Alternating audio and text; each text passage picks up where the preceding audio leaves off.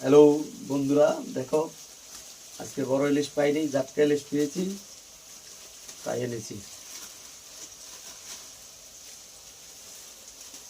জাটকা ইলিশ দেখো, বড় ইলিশ পাইনি আজকে, তার জন্য জাটকা ইলিশ আনতে হয়েছে।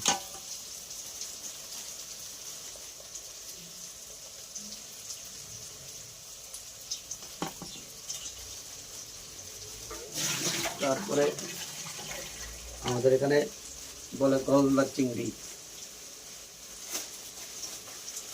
এই যে দেখো, এই যে গলদা চিংড়ি আনছি। তারপরে ইলিশ মাছের সাথে কাঁচকলা দিয়ে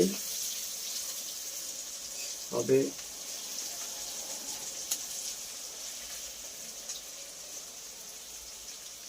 আজকে